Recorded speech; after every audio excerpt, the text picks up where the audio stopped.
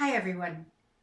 In this video, I would like to talk about practicing because practicing is probably the most important thing in violin playing because that's what we do most of the time. Even if one plays a lot of concerts, you still practice more than you perform. And practicing is what we do as violinists. Practicing is with us all the time, ideally every day or nearly every day. So how we practice will determine how we play. So how do we actually practice? What is important in practicing? Several things I've found to be really important with practicing. Awareness is very important because you need to know what's going on. You need to know what is good and what is not good. And that means you have to concentrate and you have to focus. You mustn't miss anything. If you notice that your mind is starting to wander and you're starting to think about other things, and my mind does that very often. I'm practicing because I've been practicing for so many decades that a lot of it is automated. So I'm practicing and my mind starts to wander and I start thinking about what I'm going to do later in the day or what I have to buy when I go shopping tomorrow or whatever. And I don't notice it sometimes for quite a long time. Well, okay, a lot is automated in my case because I've been doing it for so many decades, but it's still not very helpful practicing. If you don't have that much automated and your mind wanders, you might be practicing something wrong and not noticing it. And in my case, that also happens. I don't notice that I've been practicing something wrong. And then I've practiced something which is incorrect. And one of the best pieces of advice I've ever heard about practicing is from Slata. She says, practicing doesn't make perfect, practicing makes permanent.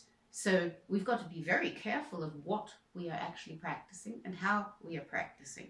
So we need to be very focused, very aware of what is going on and apply the knowledge we have to solve the problems. And we have to be as critical as possible because we don't want to miss anything which is not good.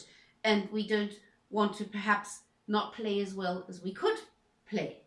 So we have to be very focused and very, very critical. But this is what I personally find most difficult.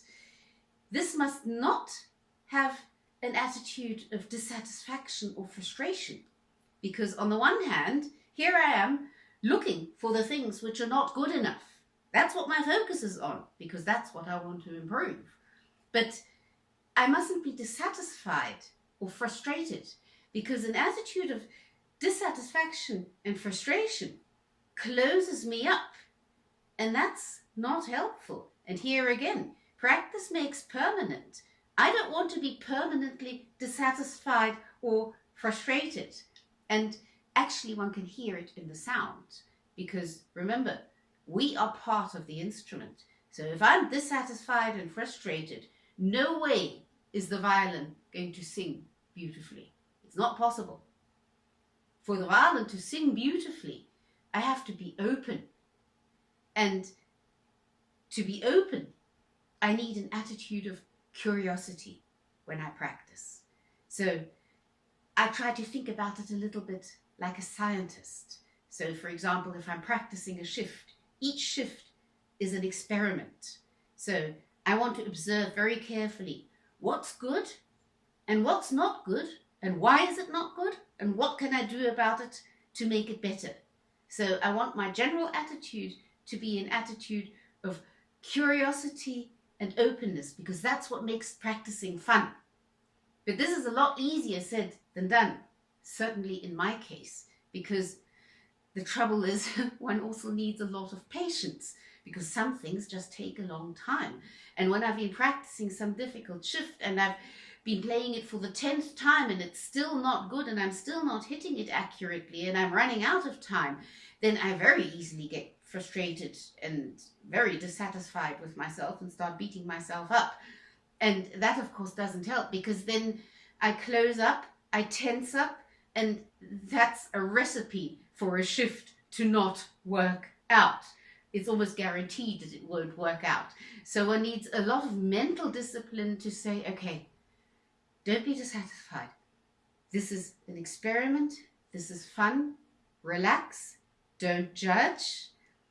Do it again and observe carefully what's good, what was not good, what can you do about it. The attitude of curiosity and openness, that helped me a lot, because practicing has to be positive. Ruggiero Ricci always said, practice positively. So he really knew what he was talking about. He spent 75 years of his life playing on the international concert scene.